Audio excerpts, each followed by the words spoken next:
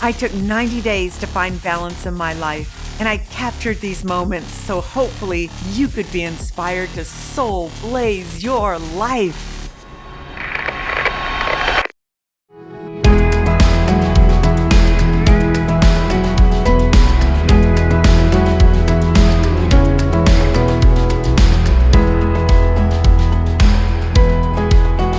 We just got to Sedona, which is very exciting. It's so close to Los Angeles, and yet I've only been here like a couple of times, and I haven't been here in over 10 years.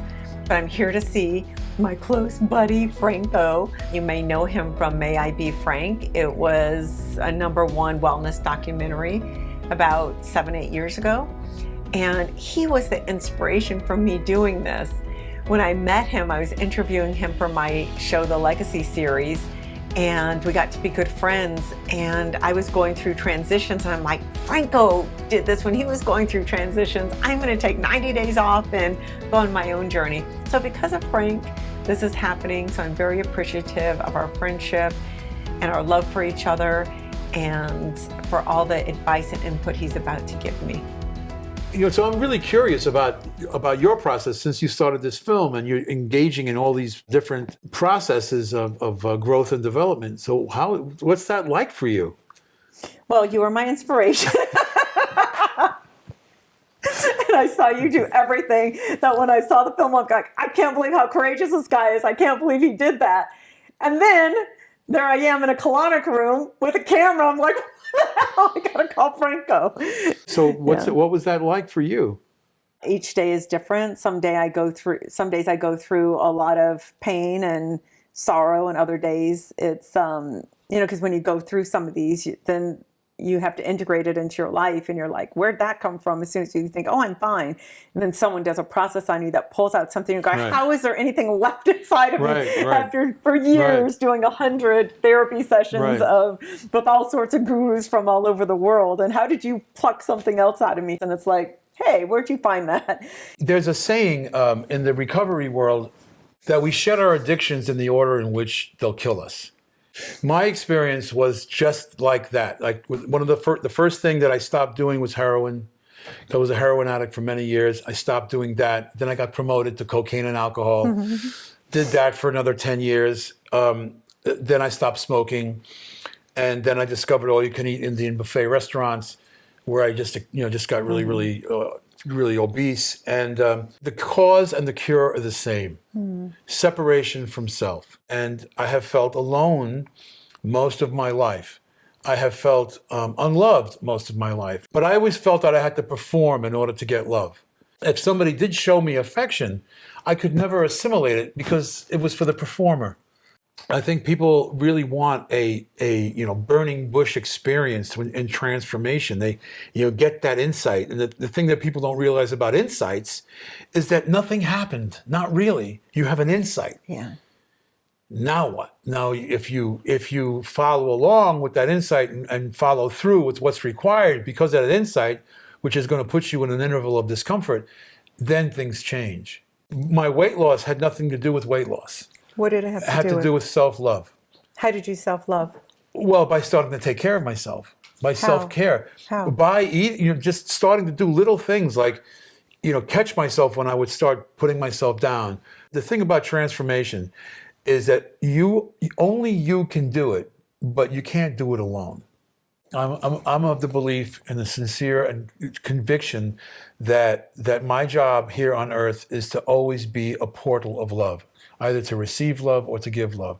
And with anything I do, because that opportunity is there 24 hours a day, 7 days a week, to be a portal of love. Well, what are your daily practices of someone who saw May I Be Frank, and at the end you still weren't your best self, let's say, but then it cut 2 years later and showed a couple pictures of you, kind of how you look now, but that was like 10 years ago, and now you still have maintained and have continued to get better, healthier, make wiser choices.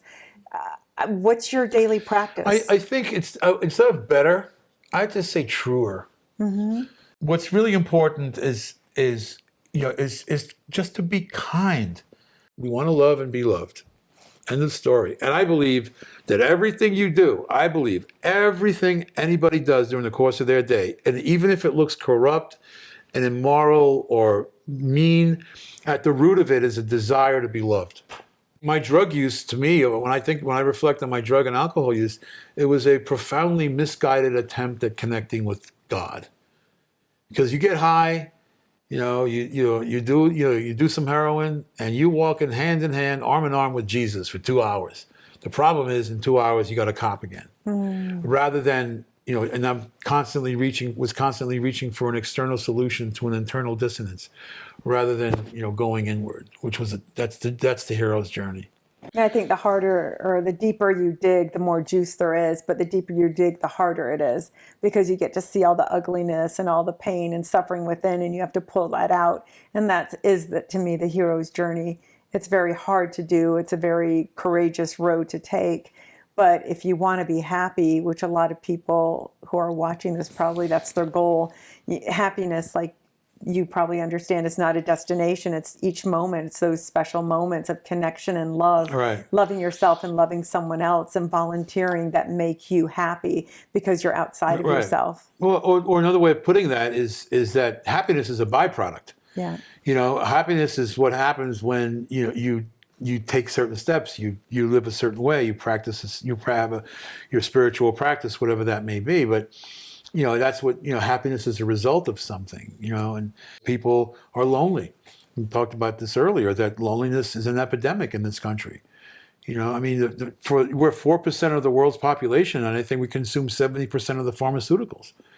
That means people are in pain. People take painkillers because they're in pain. That's why people take that stuff.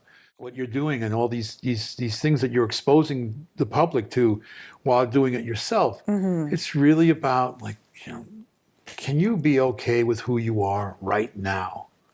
That's the key, being okay with who you are now. And then even while you're improving yourself, just now, you only have the now, the now, the now. Right. Like I saw you 2 years ago, you had to be okay with that to get to the now that you are now. You had to love yourself through it. If you beat yourself up for, wow, I can't even think, or I can't concentrate, I can't do this because of your situation. Right. How do you grow and get to the next level? Well, the next level again.